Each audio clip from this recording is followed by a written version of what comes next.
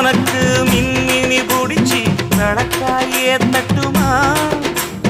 விடியுற வரைக்கும் அடியில சாந்தி விசையா சொல்லட்டுமா மாமே தரணும் சீரு ரெண்டு மாங்கா கட்டு தோடு நீ சிரிக்கிற தங்க தேரு ஓ தேவை என்ன கேளு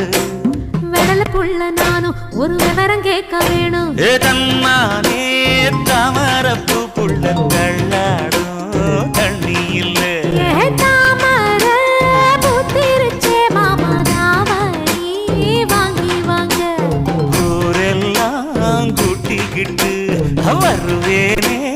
மேளங்குட்டி ஏ தன்னா